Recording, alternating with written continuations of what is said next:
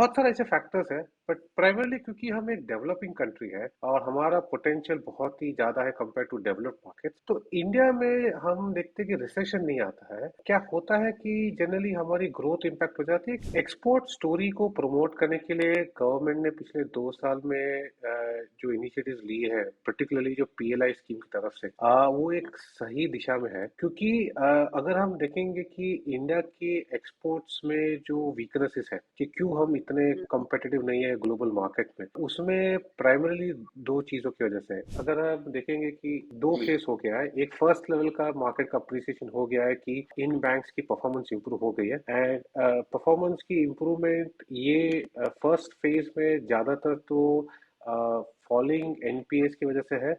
और दूसरा है कि जो अभी उनकी जो प्रॉफिटेबिलिटी एक्सपांड हो गई है, तो जैसे नेट इंटरेस्ट मार्जिन कहते हैं, उसका जो एक्सपांशन हुआ है उसकी वजह से अभी उनके मोस्ट ऑफ द स्टॉक्स के री रेटिंग हो गए।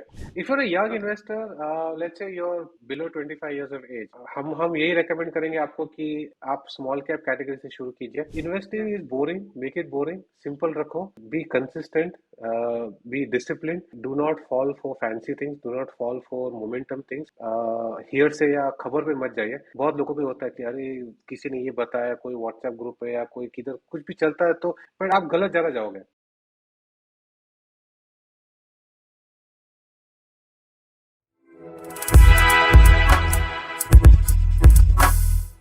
हेलो फ्रेंड्स, मेरा नाम नम्रता अरोरा है and welcome back to another wonderful episode of mutual funds की बात। जैसे आप सबको पता है कि म्यूचुअल फंड्स की बात में हम इंडियन और ग्लोबल इकोनॉमिक कंडीशंस के बारे में बात करते हैं, हम कमोडिटीज के बारे में, stock market end of course mutual funds के बारे में बात करते हैं। हर एपिसोड में हम एक रिनाउंड पर्सनालिटी को अपने एपिसोड में बुलाते हैं who answers all our questions. तो आज के हमारे एपिसोड में we have with us mister Ruchit Mehta. Ruchit जो है एसबीआई म्यूचुअल फंड के हेड ऑफ रिसर्च हैं और उन्होंने एसबीआई म्यूचुअल फंड को 2010 में ज्वाइन किया था फ्रॉम एचएसबीसी एसेट मैनेजमेंट, जहां पे वो एनालिस्ट और असिस्टेंट फंड मैनेजर थे फॉर 4 years। एचएसबीसी ज्वाइन करने से पहले Ruchit was a sell side analyst with leading broking firms like ASK Raymond James and Prabhudas Lilladher for 2 years। Ruchit एक कॉमर्स ग्रेजुएट है मुंबई यूनिवर्सिटी से and he holds a masters degree in finance from Lancaster university UK. He is also a charter holder of the CFA Institute USA. Hi Ruchit, hi. welcome to Mutual Funds की बात. So let's start with some of the questions related to the economy. Okay. So जैसे हम सबको पता है कि India जो है काफ़ी रिजिलियंट इकोनॉमी रही है। जब .com बबल बस्ट हुआ था या जब ग्लोबल फाइनेंशियल क्राइसिस हुआ था, तब आई थिंक काफ़ी ग्लोबल इकोनॉमीज पे इम्पैक्ट हुआ था, लेकिन तभी इंडियन इकोनॉमी स्लो डाउन हुई थी। It wasn't really a full fledged recession and हमने एक्चुअल रिसेशन सिर्फ अभी रिसेंट पास्ट में जब कोविड हुआ था 2020 में देखा था। In just 2 years, we are staring at another round of global recession for the factors that we already know. And I think some experts ये विश्वास रखते हैं कि इस बार जो है वो थोड़ा बड़ा होने वाला है, थोड़ा लंबा होने वाला है। And on the other hand, RBI has stated that India will not go into recession. तो what is your view around this? आपको क्या श्योर। लगता है? Sure. Thank you Namrata. Generally अगर हम देखेंगे कि जो रिसेशन का डेफिनेशन होता है, कि 2 क्वार्टर के लिए कंसेक्यूटिवली इकोनॉमिक ग्रोथ नेगेटिव होती है। और टिपिकली ये एक डेफिनेशन है जो यूएस में यूएस फेडरल रिजर्व डिफाइन करती है कि अगर टेक्निकल टर्म रिसेशन का होता है कि 2 क्वार्टर अगर यूएस की इकोनॉमी नेगेटिव ग्रोथ में चली गई तो उसको लोग रिसेशन कहते हैं। जहाँ तक इंडिया का सवाल है, जनरली हमने पिछले 50-60 साल का जो अपना हिस्ट्री हम देखेंगे, तो हमारे कंट्री में कभी भी ऐसा नेगेटिव ग्रोथ कंसेक्यूटिवली नहीं आया है। और उसके कई कारण हैं। सबसे पहला तो हम बहुत ही डेवलपिंग कंट्री है, तो हमारी पोटेंशियल बहुत ज़्यादा है कंपेयर टू जैसे हम डेवलप्ड कंट्री कहेंगे। दूसरा कि हमारा पॉपुलेशन ग्रोथ भी अच्छा है। तो जैसे अभी हम हाल ही वर्ल्ड के लार्जेस्ट पॉपुलेशन बनने की तरफ जा रहे हैं, नेक्स्ट ईयर मोस्ट लाइकली हम लोग world largest most populous country बनेंगे। तो उसमें जनरली क्या होता है कि अगर पॉपुलेशन ग्रोथ 1-1.5% है, तो 1-1.5% जनरल नेचुरल डिमांड ग्रोथ होती है, क्योंकि इतना तो पॉपुलेशन ही बढ़ रहा है। उसके ऊपर जो बेसिक प्रोडक्टिविटी ग्रोथ आती है, क्योंकि अगर आप जैसे यंग बच्चे हैं तो आप काम नहीं करते, आप बढ़ते हो उम्र में तो काम करना शुरू करते हो। फिर जैसे जैसे आपकी करियर बढ़ती है तो आप आगे और कॉम्प्लिकेटेड या मोर एडवांस वर्क करते हो, तो उसमें आपकी प्रोडक्टिविटी बढ़ती है, तो आपका जो आउटपुट जो कहा जाता है वो बढ़ते जाता है। तो बहुत सारे ऐसे फैक्टर्स हैं, बट प्राइमरली क्योंकि हम एक डेवलपिंग कंट्री है और हमारा पोटेंशियल बहुत ही ज़्यादा है कंपेयर टू डेवलप्ड मार्केट्स। तो इंडिया में हम देखते हैं कि रिसेशन नहीं आता है। क्या होता है कि जनरली हमारी ग्रोथ इम्पैक्ट हो जाती है क्योंकि जो एक्सपोर्ट सेक्टर है, जो ज़्यादातर ये वेस्टर्न कंट्रीज के ऊपर डिपेंडेंट है, उसमें वीकनेस आ जाती है। जैसे हमारे प्राइमरी एक्सपोर्ट्स देखेंगे तो है IT, software services, pharmaceutical exports है, या इंजीनियरिंग एंड कैपिटल गुड्स है, या ज्वेलरी, जेम्स एंड ज्वेलरी का जो सेक्टर्स है, एंड टेक्सटाइल्स। लगभग पाँच छः बड़े मोटे सेक्टर्स अगर हम ये कहेंगे तो है। तो इनमें क्या होता है कि अगर वहाँ की डिमांड कम हो जाती है तो नेचुरल है कि यहाँ के कंपनीज की भी डिमांड कम होगी, और उससे जो एक्सपेक्टेड ग्रोथ है वो रिलेटिवली कम हो जाती है। तो अगर हम देखेंगे लास्ट ईयर, अगर हम 7-8% जीडीपी ग्रोथ के हिसाब से हमारी इकोनॉमी की ग्रोथ हुई है, तो शायद से अगर यूएस में रिसेशन हुआ, यूरोप में रिसेशन हुआ, तो ये जो 7-8% की ग्रोथ है, वो 5% के आसपास आ सकते हैं, क्योंकि जो एक्सपोर्ट अभी तक पॉजिटिव ग्रोथ में था वो अभी नेगेटिव टेरिटरी में चला जाएगा। तो हाँ, हमें नहीं लगता है कि हम रिसेशन में नेगेटिव ग्रोथ की तरफ जाएंगे। ग्रोथ वीकनेस आएगी बट पॉजिटिव रहेगी। Okay, yeah, I hope so too. Yeah. Okay, so speaking about exports, you just told us about it, and हमारी जो export story है has unfolded quite well after COVID. It reached an all-time high of $43 billion in March 22. लेकिन India का exports जो है वो contract हुआ है by 16.7% in October because of a weak growth in the global economy. Now, in a bid to propel exports, the government has removed export duty from on iron ore and several other steel products. आपको क्या लगता है कि what needs to be done to bring these Indian exports back on track? तो export story को promote करने के लिए गवर्नमेंट ने पिछले 2 साल में जो इनिशिएटिव्स लिए हैं, पर्टिकुलरली जो पीएलआई स्कीम की तरफ से, वो एक सही दिशा में है। क्योंकि अगर हम देखेंगे कि इंडिया के एक्सपोर्ट्स में जो वीकनेसेस है, कि क्यों हम इतने competitive नहीं है ग्लोबल मार्केट में, उसमें प्राइमरली दो चीज़ों की वजह से है। एक तो है लेबर कॉस्ट का इश्यू, राइट। इंडियन का लेबर कॉस्ट कंपेयर टू से चाइनीज लेबर कॉस्ट रिलेटिवली ज़्यादा है। दूसरा है कि हमारी प्रोडक्टिविटी ग्रोथ जो चाइनीज के कंपैरेटिवली कम है, बट क्वालिटी की वजह से नहीं है। ये प्रोडक्टिविटी ग्रोथ चाइनीज में ज़्यादा है क्योंकि वहाँ पे स्टेट गवर्नमेंट लेवल और सेंट्रल गवर्नमेंट लेवल पे सब्सिडीज बहुत मिलती है। तो अगर आप चाइना में कोई फैक्ट्री डालेंगे तो वहाँ पे वो आपको बहुत सारे सब्सिडीज देती है। लैंड फ्री होता है, इलेक्ट्रिसिटी कनेक्शन, वाटर कनेक्शन, ये सब फ्री दिया जाता है। फिर आपके जो प्लांट एंड मशीनरी ले है उसके लिए भी आपको एक कैपिटल सब्सिडी दी जाती है।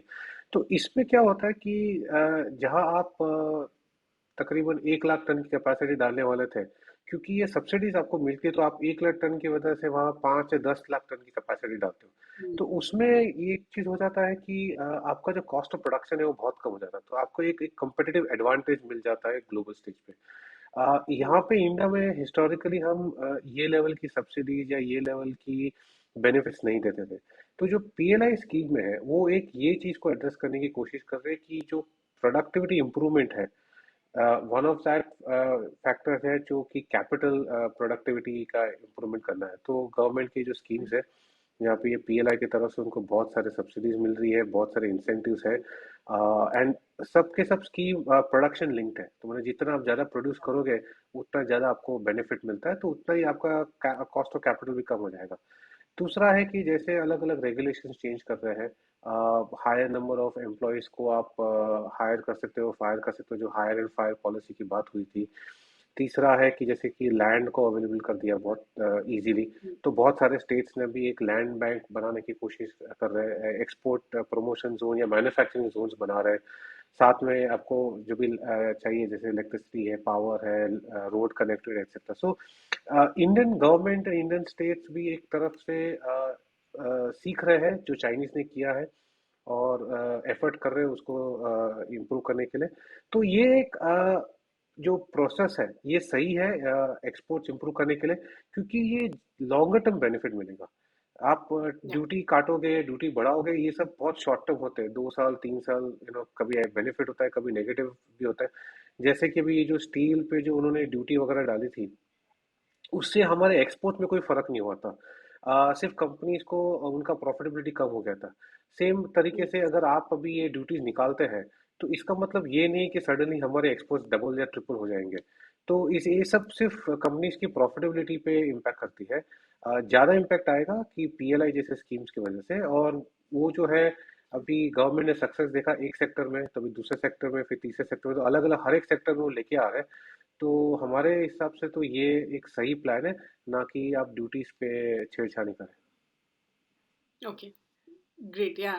And I think interest rate भी एक बहुत इंपॉर्टेंट रोल प्ले करता है in this whole process, right? तो अगर हम आरबीआई के परस्पेक्टिव से देखें तो of course all of us understand कि आरबीआई का जो प्राइमरी ऑब्जेक्टिव है that is to bring down retail inflation, right? तो अगर हम अभी इंडिया का सीपीआई देखें, it has ease to a 3 month low of about 6.77% इन अक्टूबर।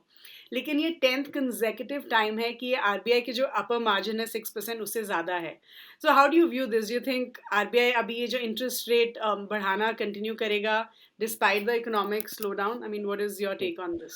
आ, अगर हम हमारा डोमेस्टिक इन्फ्लेशन का ट्रेजेक्टरी देखेंगे, तो उसमें प्राइमरी ड्राइवर जो इन्फ्लेशन का था कि ये ग्लोबल कमोडिटी प्राइस इन्फ्लेशन जो लास्ट एक साल में आ गई। उसमें भी दो चीज़ें थी। एक तो क्या होगा कि जैसे हम 2021 देखेंगे, तो 2021 में सेकेंड हाफ में हर एक कंट्री का वैक्सीनेशन प्रोग्राम अच्छी तरह से बढ़ रहा था। फिर धीरे धीरे उन्होंने सब इकोनॉमीज को ओपन चालू कर दिया।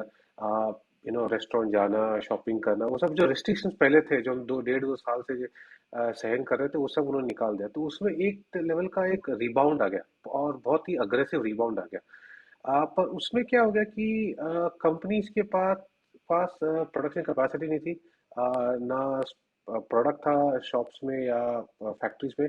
तो जब डिमांड इतनी जोर की बढ़ गई और सप्लाई कम था, तो प्राइसिंग पावर एक तरह से कंपनियों के हाथ में आ गया, और कंज्यूमर के पास भी 2 साल से उन्होंने कुछ खर्चा नहीं किया, तो बहुत सारी सेविंग्स थी, तो उनमें भी एक विलिंगनेस थी एक्सपेंडिचर करने की। तो इस वजह से एक प्राइस इन्फ्लेशन आ गया। ये same price inflation commodity sector में भी आया था। क्योंकि कोविड के समय पे बहुत सारे लोगों ने प्लांट बंद कर दिए थे, प्रोडक्शन कम कर दिया था। तो उस वजह से कमोडिटीज के भी सप्लाईज एकदम से कम हो गए थे। तो उस वजह से कमोडिटी में भी एक इन्फ्लेशन आ गया। दूसरा हो गया कि जब ये यूक्रेन का वॉर शुरू हो गया, तो उसमें बहुत सारे कमोडिटीज को इम्पैक्ट हो गया। प्राइमरीली ऑयल को इम्पैक्ट आया है।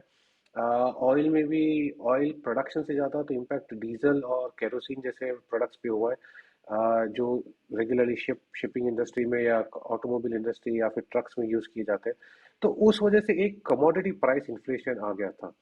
अगर अभी अभी हम रीसेंट प्राइस ट्रेंड देखेंगे सब कमोडिटीज के, तो धीरे धीरे वो नीचे आ रहे हैं। कुछ तो बहुत जोर से गिर गए हैं। जैसे इंडियन स्टील प्राइसेस देखेंगे, तो 2021 के मिडल में या स्टार्टिंग में इंडियन हॉट रोल कॉइल जो बोलते हैं, जो फ्लैट स्टील होती है, उसके भाव के दाम कुछ 45,000 रुपये के आसपास होते थे।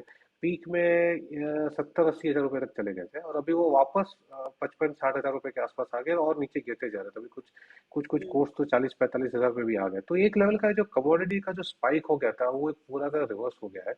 तो अभी का जो इन्फ्लेशन जो डेटा आ रहा है, वो थोड़ा सा बैकवर्ड लुकिंग है। वो थोड़ा सा पिछले 6 महीने एक साल के जो प्राइसेस बढ़े थे वो रिफ्लेक्ट कर रहे हैं।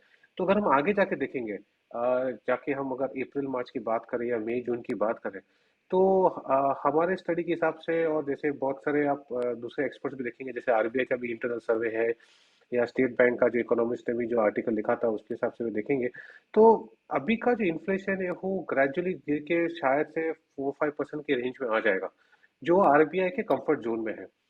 तो ये अगर हम फॉरवर्ड ट्रेजेक्टरी देखेंगे, तो उस हिसाब से हमें लगता है कि आरबीआई भी एट सम पॉइंट शायद से अगले 1-2 महीने के अंदर एक बार एक पॉज ले लेगा इंटरेस्ट रेट हाइक्स करने में। शायद से अपकमिंग मीटिंग में एक और बार हाइक हो जाएगा। बट ये थोड़ा सा उनके लिए करना जरूरी है, क्योंकि आरबीआई ना सिर्फ इन्फ्लेशन को मैनेज करने की कोशिश करता है, बट उनको करेंसी भी डिफेंड करना होता है। तो अगर यूएस में आप 75 बेसिस पॉइंट्स का रेट हाइक यूएस फेड करती है, और अगर आप यहाँ पे नहीं करते हो, तो थोड़ा सा करेंसी पे प्रेशर आ सकता है। तो इसलिए वो मैनेज करने के लिए आरबीआई थोड़ा सा यहाँ पे भी रेट हाइक करेगी। बट दोनों, जैसे इंडिया का इन्फ्लेशन भी वीक हो रहा है। रीसेंट डेटा पॉइंट अगर हम देखेंगे, तो यूएस में भी इन्फ्लेशन वीक हो रहा है। यूरोप में भी रिसेंटली जर्मनी में भी सीपीआई प्रिंट आया था, वो नेगेटिव आया था। तो ग्लोबली इन्फ्लेशन अभी जो जनरल व्यू है कि वो पीक हो गया है और अगले 6 महीने 6-8 महीने में ट्रेजेक्टरी थोड़ी नॉर्मलाइज हो जाएगी। तो एक तरफ से एक इंटरेस्ट रेट साइकिल ग्लोबली शायद से पीक आउट या क्लोज टू पीक हो गई है। Okay, okay. Well, that's good. Okay, so now quickly let's talk about sectors and themes because जब भी हम ये conversation करते हैं तो we try to understand different sectors. So I sure. think एक जो बहुत interesting sector है, especially in today's times, that is the public sector banks, right? Despite all the negatives, public sector banks of course एक बहुत important role play करते हैं Indian economy में, and they account for roughly 70% of the total deposits of the Indian banking system. तो अभी जो earnings है public sector banks की they were better than expected due to the broad based credit growth, right? तो आपको क्या लगता है कि जो इन्वेस्टर्स हैं उन्होंने ये जो पीएसबी टर्न अराउंड स्टोरी को रिकग्नाइज किया है and will they continue this in the future? तो व्हाट इज योर तो टेक ऑन दिस? हाँ, सो पब्लिक सेक्टर बैंक्स का अगर आप देखेंगे कि एक दो फेस हो गया है। एक फर्स्ट लेवल का मार्केट का अप्रिसिएशन हो गया है कि इन बैंक्स की परफॉर्मेंस इंप्रूव हो गई है एंड परफॉर्मेंस की इम्प्रूवमेंट ये फर्स्ट फेज में ज़्यादातर तो फॉलिंग एनपीएस की वजह से है और दूसरा है कि जो अभी उनकी जो प्रॉफिटेबिलिटी एक्सपांड हो गई है तो जैसे नेट इंटरेस्ट मार्जिन कहते हैं उसका जो एक्सपांशन हुआ है उसकी वजह से अभी उनके मोस्ट ऑफ द स्टॉक्स के री रेटिंग हो गए जो पहले 0.5 टाइम्स प्राइस टू बुक पे होता था अभी आजकल तकरीबन 0.8 या 0.9 प्राइस टू बुक पे चले गए। अभी जो सेकंड फेज ऑफ ग्रोथ जो आएगा वो होगा कि जब ये पब्लिक सेक्टर बैंक अभी जैसे रिसेंट रिजल्ट्स में दिखाया कि उन्होंने भी एडवांसेस ग्रोथ दिखाया जैसे कि उन्होंने भी अभी एक मार्केट में लोन ग्रोथ पे वापस रीफोकस कहा है ना सिर्फ डिपॉजिट ग्रोथ पे बट लोन्स पे भी ग्रोथ का फोकस दिखा है। तो उस वजह से ये कोर बिजनेस प्रॉफिटेबिलिटी ग्रोथ आएगा। जो अब तक आया है वो सिर्फ एक एनपीए साइकिल का टर्निंग की वजह से प्रॉफिटेबिलिटी आई है और मार्जिन एक्सपांशन की वजह से। बट ये जो एक्सपांशन अभी ऑफ ऑफ एडवांसेस है या लोन ग्रोथ है उसकी वजह से प्रॉफिटेबिलिटी इंप्रूवमेंट अभी अगले 2-3 साल में आएगी क्योंकि बिजनेस साइकिल चेंज हो गई है। अपनी economy is better than what the other world is and loan demand भी इम्प्रूव हो रहा है। तो अभी तक पूरा रिफ्लेक्ट नहीं हुआ है पब्लिक सेक्टर बैंक्स में और आगे जाके लगता है कि पब्लिक सेक्टर बैंक शायद से प्राइवेट सेक्टर बैंक से बेहतर कर सकती है। पूरी बास्केट में गिने चुने कुछ पब्लिक सेक्टर बैंक है जो बेहतर है बिजनेस वाइज मैनेजमेंट वाइज और उन्होंने जो परफॉर्मेंस दिखाया रिसेंटली और प्लस इम्प्रूवमेंट जो किया बैलेंस शीट पे। तो हाफ एंड हाफ है आधा हो गया है और अभी आधा बाकी है शायद से। Okay, but you think it's a good sector at this point in yes. time? Okay, okay. So do you think investors should look at banking sector funds? I mean, with the rise in the share price of many public sector banks, as an investor, क्या मुझे banking sector funds में invest करना हाँ, चाहिए? तो हम पिछले 1 साल से हमारा बीएफएसआई फंड इन्वेस्टर्स को रेकमेंड कर रहा है प्राइमरली 2-3 रीजन से। एक तो कि जो जनरली बैंकिंग में क्या होता है कि लंबी साइकिल्स होती है। एक ग्रोथ फेज होती है फिर ग्रोथ फेज के साथ आता है कि एक एनपीए साइकिल वापस आ जाता है बिकॉज जब इकोनॉमी थोड़ी वीक हो जाती है तो एनपीए वापस से बढ़ जाते हैं और फिर वो वापस से साइकिल रिपीट होती है कि एनपीए अगर बढ़ गए फिर प्रॉफिटेबिलिटी से लॉस होता है फिर वापस से वो रिवर्स हो जाता है लॉस का प्रॉफिट आता है। तो पिछले 5-6 साल देखेंगे तो पूरे बैड फेज थे पूरे सेक्टर के लिए। ग्रोथ वीक थी एनपीए बढ़ रहे थे प्रॉफिटेबिलिटी पे प्रेशर था और बड़े बड़े लॉसेस भी थे। अभी एनपीए का साइकिल पूरा रिवर्स हो गया है प्रॉफिटेबिलिटी इंप्रूव हो रही है और एडवांसेस में ग्रोथ वापस आ रही है क्योंकि इकोनॉमी जेन्युइनली अभी इंप्रूव हो रही है। तो जीएसटी डीमोनेटाइजेशन कोविड ये सब का इफेक्ट करने के बाद अभी जिस हिसाब से ग्रोथ वापस आ रही है केपेक्स हो रहा है वर्किंग कैपिटल की नीड है तो पूरा सेक्टर को बेनिफिट हो रहा है। तो हमें लगता है कि यहाँ से अगर हम देखेंगे अगले 2-3 साल के टाइम होराइजन के हिसाब से तो banking sector right so banking plus Mhm. Insurance plus mutual fund companies plus capital market companies तो पूरा जो बीएफआई सेक्टर हम कहेंगे उसकी प्रोस्पेक्ट्स अच्छे हैं। तो इन्वेस्टर्स को बीएफएसआई अपने पोर्टफोलियो में रखना चाहिए बीएफएसआई फंड्स जो है बट ज़्यादा नहीं रखना चाहिए। हम हमेशा कहते हैं कि थीमेटिक फंड जो होते हैं टिपिकली 10 to 15% के ऊपर अपने पोर्टफोलियो में ना रखें क्योंकि आप प्योरली एक सेक्टर पे ही फोकस कर रहे हैं तब आपका कोई डाइवर्सिफिकेशन नहीं होगा तो रिस्क आपका बढ़ जाएगा। बट हाँ Hmm. ये समय पे आई थिंक बीएफएसआई अपने पोर्टफोलियो पे रखना चाहिए।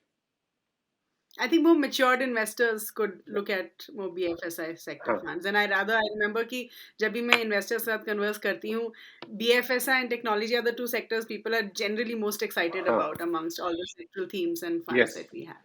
Always So, happy to invest in both of them both of them, yes. Okay, so now one of the interesting themes that we're going to talk about right now is the ESG theme. Right अभी मुझे लगता है कि ESG as a theme ने काफी global traction पाया है in the recent past and बहुत सारे जो एक्सपर्ट्स हैं वो ये भी बिलीव करते हैं कि जो ईएसजी कंप्लायंट कंपनीज होती हैं they can deliver better returns compare to companies with lower ESG scores right तो आपका ईएसजी स्पेस में इतना वाइड एक्सपीरियंस है तो what is the strategy that SBI follows when picking out stocks from for the ESG fund या ऐसा कोई specific ESG rate rating do you follow और ऐसा क्या मतलब what's the strategy that you follow okay for the stocks in the ESG fund? Sure तो जो हमारा ईएसजी फंड है उसके लिए एक बहुत ही वेल लेड आउट हमारा फंड फिलोसफी है कि जिस हिसाब से स्टॉक सेलेक्ट किए जाएंगे सो पहला लेवल है कि हम जो हमारा इन्वेस्टमेंट यूनिवर्स है उसमें से हम फिल्टर आउट करते हैं कुछ उन कंपनियों को जो ये 5 सेक्टर्स में उनके बिजनेस प्रोफाइल ज़्यादा है जैसे टोबैको है गैम्बलिंग है पोर्नोग्राफी है अल्कोहल है राइट या कंट्रोवर्शियल वेपन्स होता है तो ये अगर 5 सेक्टर्स में आपका बिजनेस है राइट तो हम उन कंपनीज को हमारे इन्वेस्टमेंट यूनिवर्स में से उनको निकाल देते हैं उसके Right. बाद हम करते हैं कि जो हमारे ईएसजी रेटिंग प्रोवाइडर्स हैं तो हम 2-3 एक्सटर्नल वेंडर्स के साथ काम करते हैं तो उनकी हम रेटिंग्स लेते हैं हर एक कंपनी का इवैल्यूएशन होता है प्लस हमारा इंटरनल भी होता है तो जो वर्स्ट स्कोरिंग कंपनीज है जो कंपनीज एकदम लोएस्ट टीयर पे जो होती है तो उनको हम हमारे इन्वेस्टमेंट यूनिवर्स में से भी निकाल देते हैं इसके बाद जो कंपनी जिनकी बहुत कंट्रोवर्सीज है ऑनगोइंग कंट्रोवर्सीज है फॉर मटेरियल ईएसजी इश्यूज जैसे अगर हम कहेंगे कि कोई भी फाइनेंशियल सर्विसेज कंपनी रहेगी तो उसके लिए मटेरियल ईएसजी इशू होगा मनी लॉन्ड्रिंग उसके लिए मटेरियल ईएसजी इशू होगा डेटा प्राइवेसी का तो अगर वो इश्यू पे अगर कंपनी का कोई बड़ा कंट्रोवर्सी है जो अनसॉल्व है या अनरिजॉल्व है तो हम उस कंपनी को फिर वापस से हमारे इन्वेस्टमेंट यूनिवर्स में से निकाल देंगे तो ये फिल्ट्रेशन करने के बाद जो बाकी की जो बचे कंपनीज है उसमें से हम हमारे पोर्टफोलियो मैनेजर चूज करते हैं companies for valuation earnings prospects management quality plus जो सबसे ज़्यादा इम्प्रूवमेंट दिखा रही है अपने ईएसजी परफॉर्मेंस में और हम ज़्यादा स्ट्रेस करते हैं कि फोकस करना कि कहाँ पे कंपनी इम्प्रूव कर रही है और कहाँ पे सबसे ज़्यादा इम्प्रूवमेंट का स्कोप है क्योंकि अगर हम देखेंगे जो कंपनीज हिस्टोरिकली अपना ईएसजी स्कोर इम्प्रूव करती है जैसे कि अगर हम देखेंगे कि कुछ सेक्टर्स में गवर्नमेंट के नॉर्म्स आ जाते हैं जैसे चाइना में हो गया और पूरे केमिकल इंडस्ट्री के ऊपर बहुत सारे रेस्ट्रिक्शंस आ गए चाइना में और बहुत सारे ग्लोबल कंज्यूमर्स ने रेस्ट्रिक्शन डाल दिए पोल्यूशन रिलेटेड नॉर्म्स पे उस वजह से इंडियन कंपनीज को फायदा होगा क्योंकि हमारे पोल्यूशन नॉर्म्स और हमारे एनवायरमेंटल नॉर्म्स चाइना से बहुत स्ट्रिक्ट और बहुत ही एडवांस्ड थे तो इसी तो if you look at the last 2 साल में 3 साल में जो केमिकल कंपनीज का इंडिया में फायदा हुआ वो सिंपली बिकॉज ग्लोबल जो customers of Chinese chemical companies या चाइनीज रेगुलेटर ने कहा कि तुम्हारे एनवायरमेंटल प्रैक्टिस अच्छे नहीं है तुम्हारे पोल्यूशन प्रैक्टिस अच्छे नहीं है तो आपको ये खर्चा करना पड़ेगा और जब तक आप ये सेटअप प्लान एस्टेब्लिश नहीं करोगे आप ये नए नए प्रैक्टिसेस नहीं डालोगे तब तक आपका प्रोडक्शन आप बढ़ा नहीं सकते अभी उसी वजह से कस्टमर्स जो पूरे यूरोपियन या अमेरिकन थे उनको तो हाई ग्लोबल स्टैंडर्ड्स चाहिए पोल्यूशन और एनवायरमेंटल मैनेजमेंट के लिए तो पूरा उनका बिजनेस इंडिया में आ गया तो इस वजह से जो इंडियन केमिकल सेक्टर जो बहुत सालों से थोड़ा सा ठंडा था ग्रोथ मॉडेस्ट थी उनकी 10-15% ग्रोथ आ रही थी सडनली 25-30-40% ग्रोथ उनकी आ रही थी तो ये जो इस लेंस में देखा जाएगा कि क्या मटेरियल इश्यू है आपके सेक्टर में और आपके धंधे में जो एनवायरमेंटल रिलेटेड इशू हो सकता है सोशल फैक्टर्स हो सकते हैं या गवर्नेंस फैक्टर पे और क्या आप कर रहे हो इनको एड्रेस करने के लिए लॉन्ग टर्म के लिए Sure. But in तीनों में से is there any one specific factor that you think is the most important? जैसे environment, social, governance में से तीनों में से कौन सा ज़्यादा आपके perspective से important है?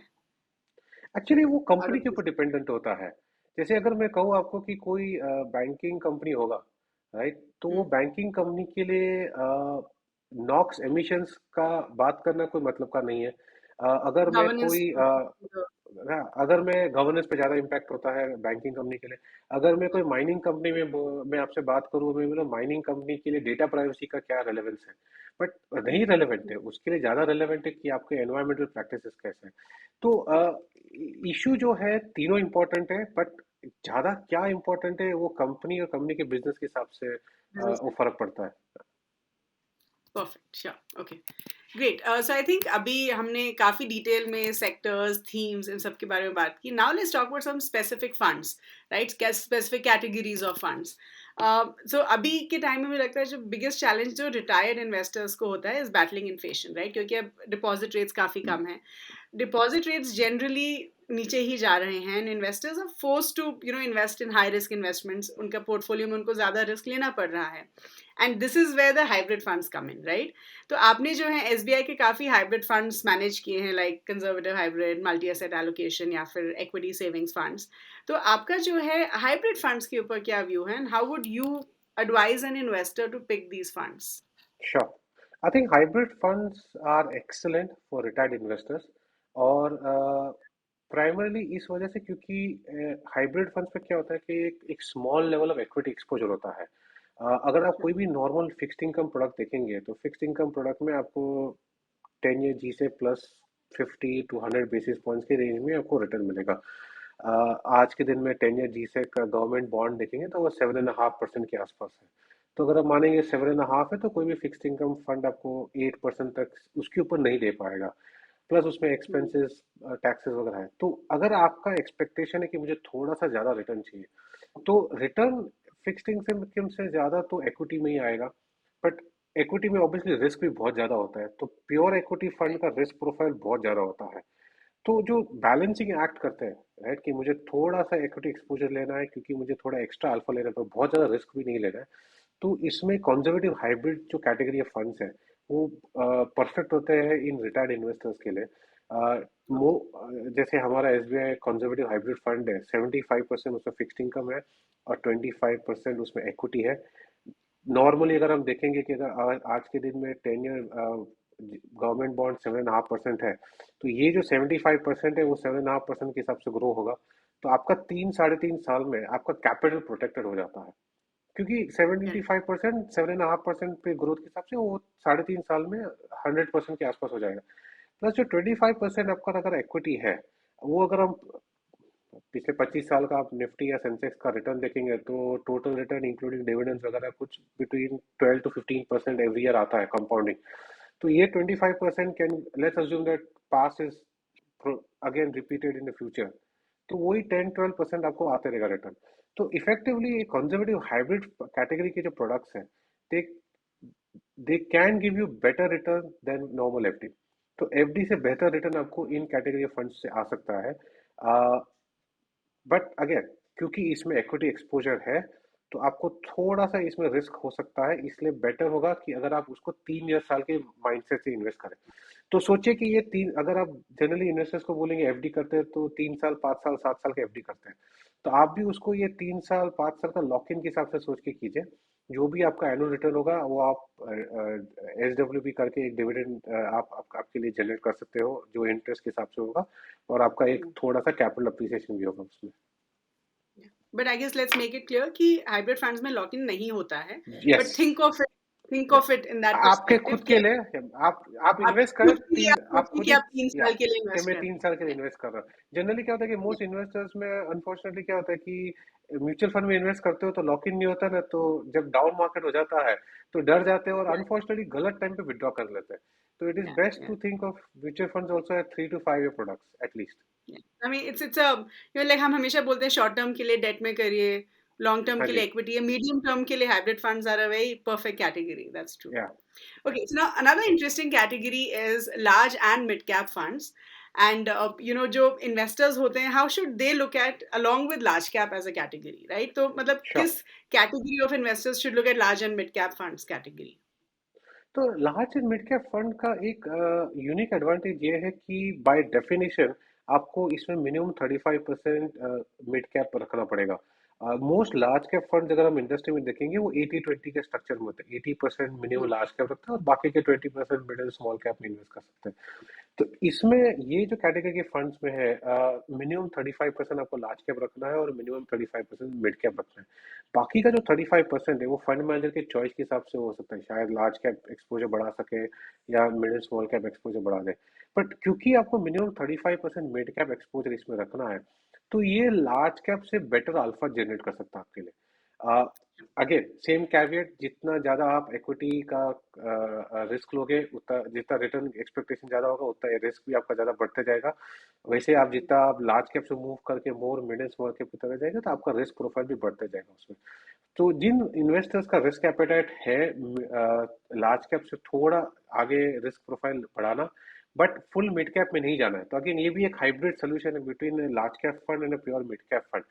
तो जैसे हमारा conservative hybrid is a bridge between pure debt and pure equity, इसी हिसाब से Yeah. Large mid cap is a bridge between a pure large cap fund and a pure mid cap fund. तो you get a थोड़ा सा दोनों का आपको flavour मिलेगा उसमें। Yeah. Yeah. So you're saying कि अगर आपको थोड़ा रिस्क ज्यादा लेना है compared to a large cap, लेकिन mid cap से थोड़ा कम, then this is a good category to yes, be in. Yes. Okay. So if I'm a new investor starting my investments, would this category be recommended for me? I mean, if I'm a young depends investor, आपकी say age I'm in. Profile क्या है। If you're a young Okay. investor, let's say you're below 25 years of age, right? Uh, हम यही recommend करेंगे आपको कि आप small cap category से शुरू कीजिए। Okay. Small and mid cap funds है, उनको चूज कीजिए, स्मॉल कैप फंड है या कोई भी मिड कैप फंड है, और आप उनको एक हैबिट बना दो। जैसे अगर आपने होम लोन लिया हो, टिपिकली अगर आप होम लोन लेते हो तो 20 साल का होम लोन लेते हो और हर महीने ड्यूटीफुली विदाउट फेल आप वो ईएमआई भरते जाते हो। तो उसी हिसाब से आप एक एसआईपी कीजिए 20 साल के लिए कोई भी small and mid cap fund में। 20 ईयर्स के लिए कीजिए, क्योंकि आप 25 ईयर्स या 30 ईयर्स तक के एज के भी आप शुरू कर रहे हो, तो आपकी रिस्क Hmm. टेकिंग एबिलिटी बहुत ज़्यादा है। आपका इनकम ग्रोथ भी बहुत फास्ट होगा, और आप कुछ भी अगर इंटरवीनिंग टाइम पीरियड में मार्केट में मूवमेंट्स में होगा तो आपका एबिलिटी वो लॉस सस्टेन करना भी ज़्यादा है। तो यंग प्रोफाइल के कस्टमर्स हो, स्मॉल कैप फंड्स या mid cap funds, focus on 15-20 year SIPs and आपके रिटर्न्स बहुत अच्छे होंगे।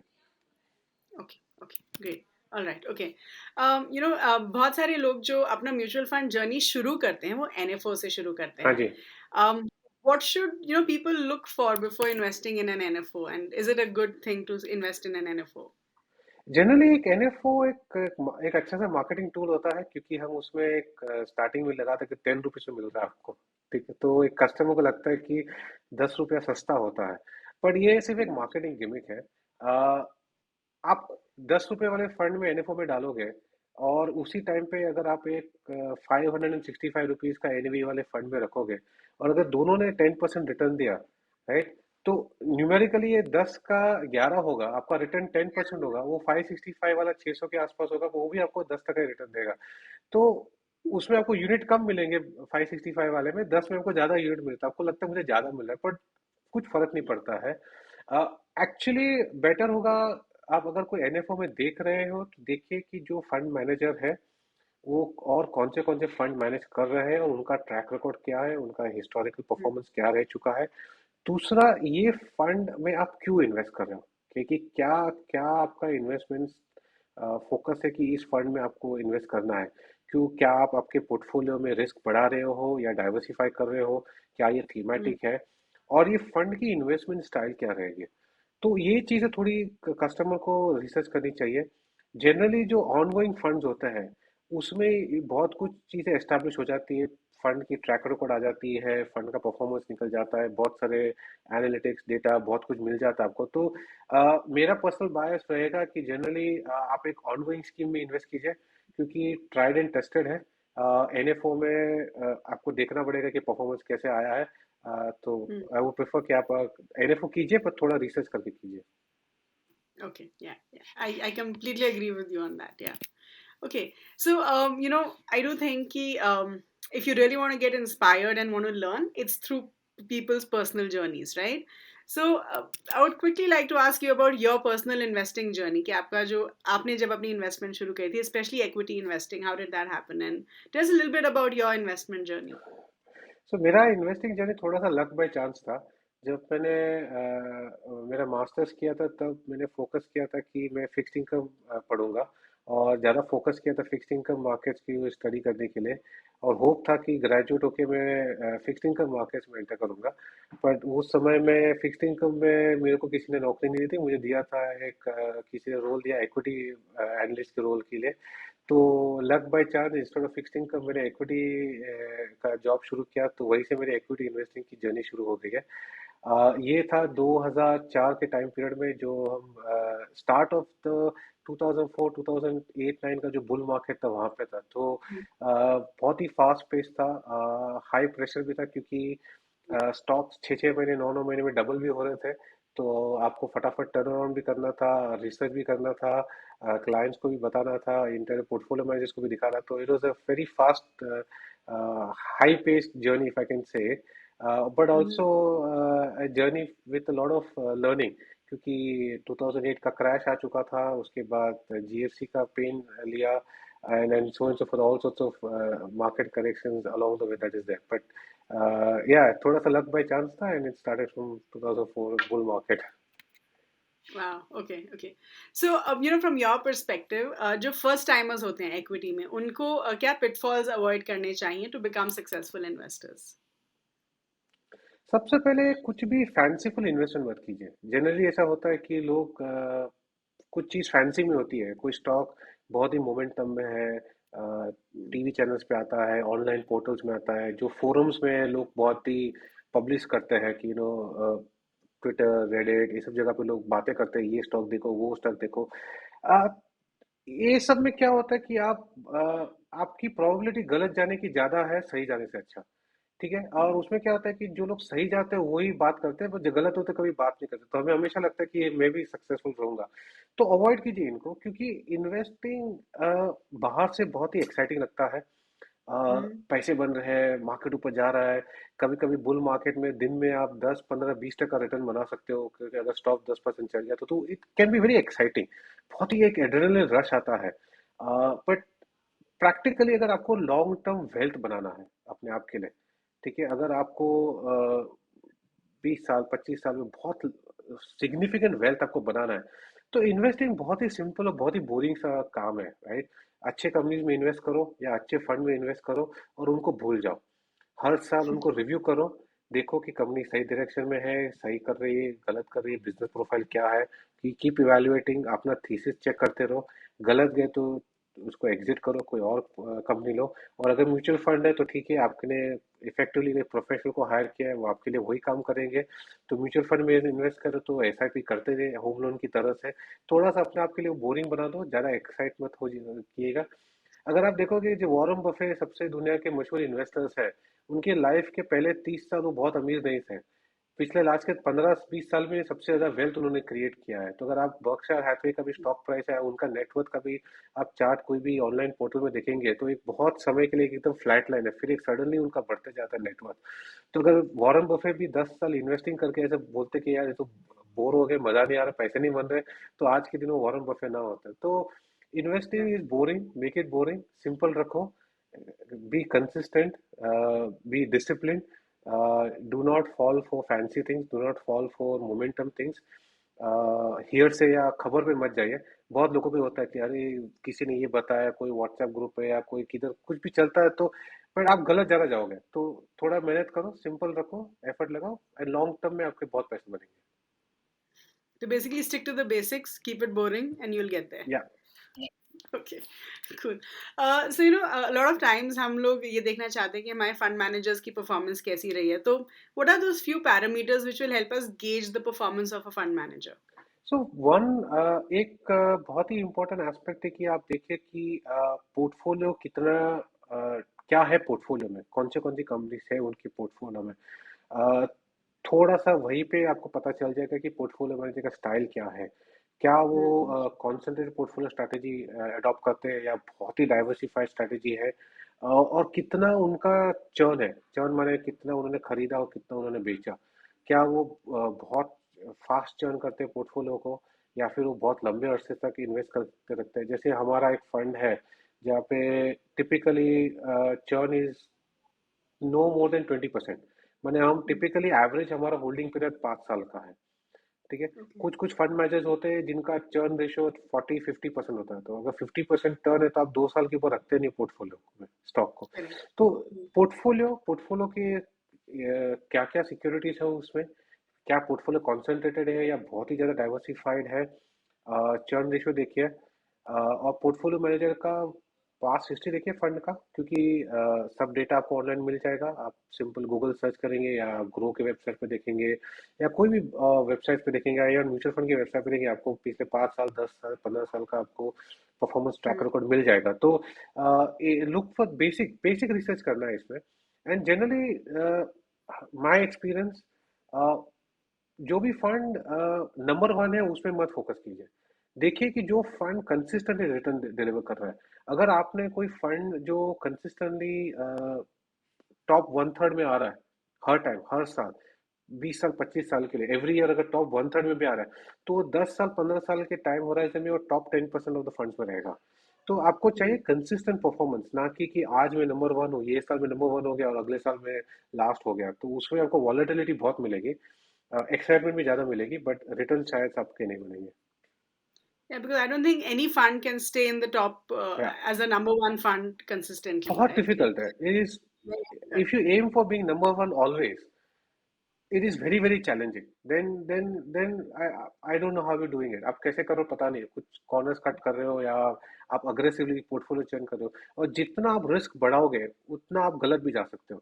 तो True. उसी हिसाब से अगर आप हर टाइम नंबर वन के लिए एम करोगे तो कभी ना कभी तो आप एकदम ड्रामेटिकली बिलो द रेडार चले जाओगे, बहुत ही खराब परफॉर्मेंस हो जाएगा।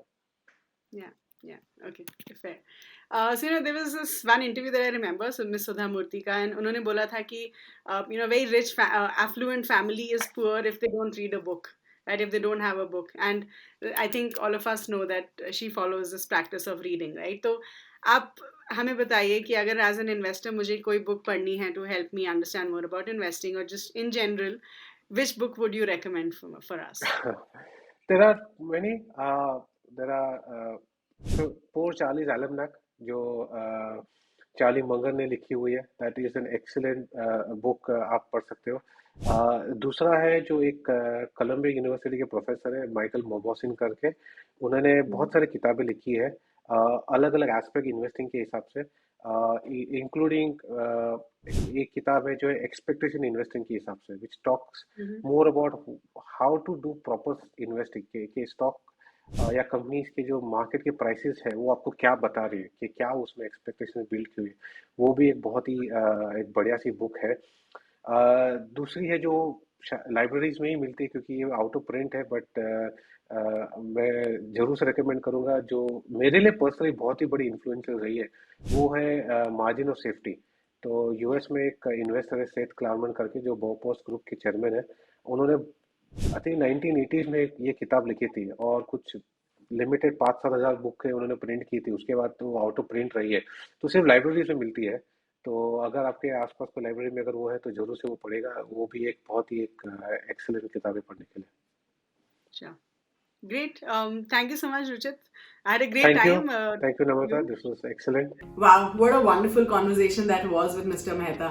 I hope आप सबको ये एपिसोड अच्छा लगा हो, and I hope you guys are eagerly waiting for our next episode.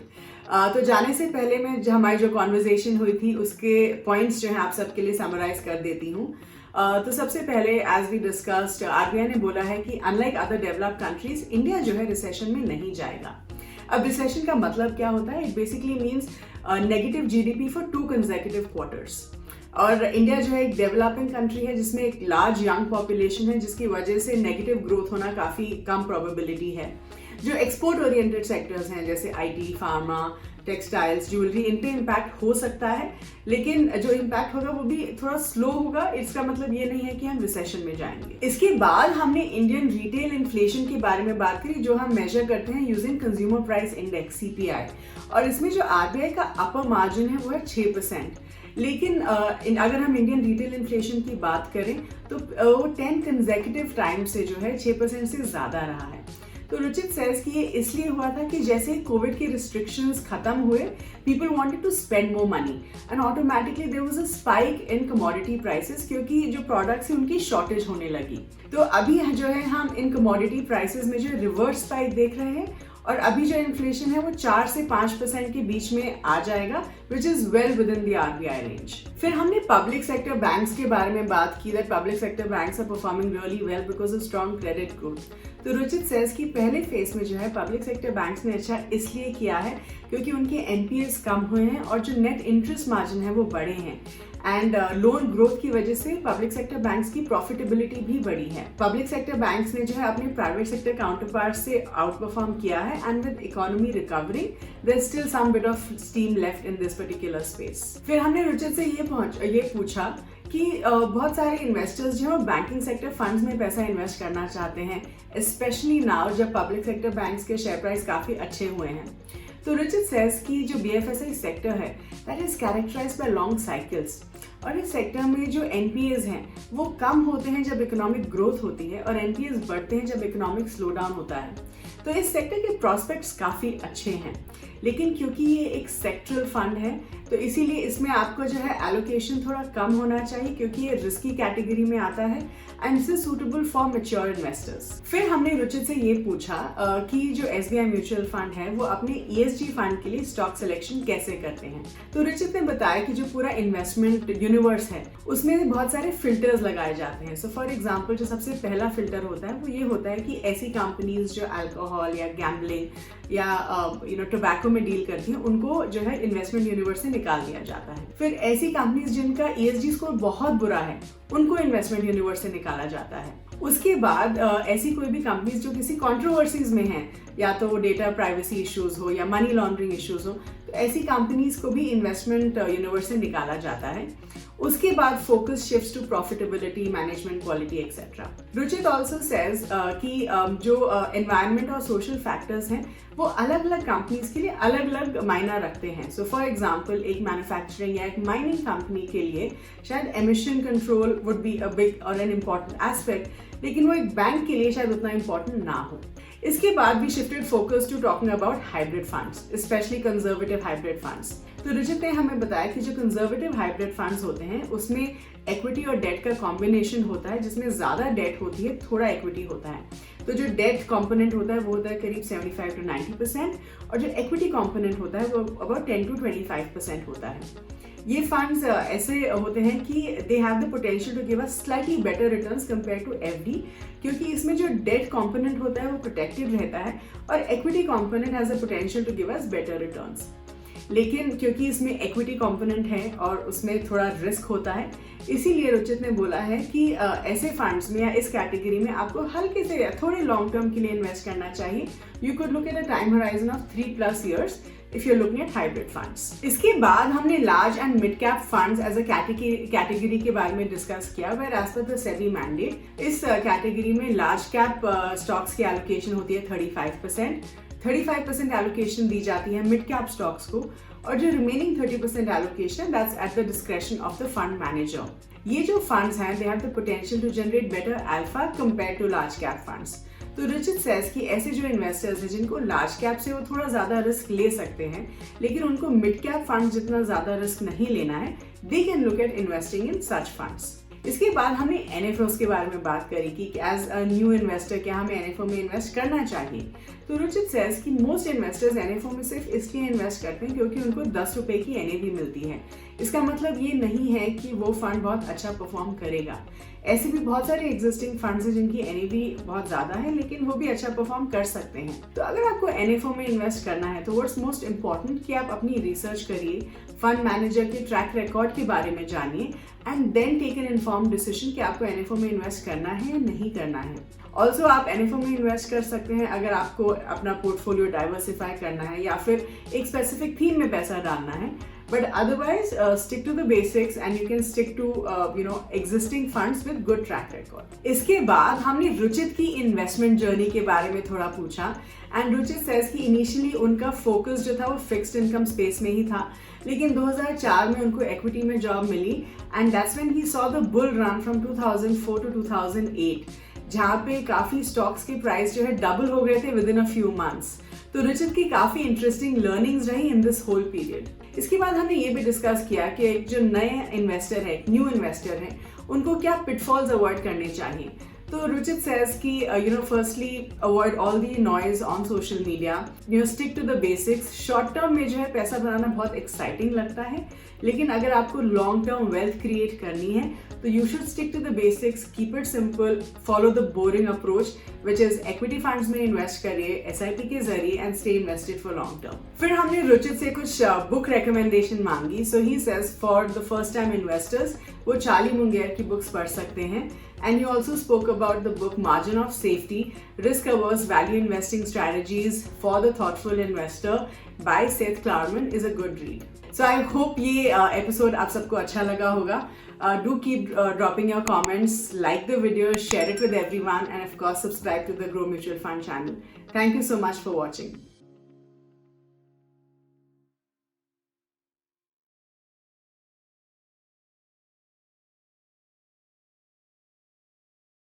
Mutual fund investments are subject to market risks. Read all scheme-related documents carefully.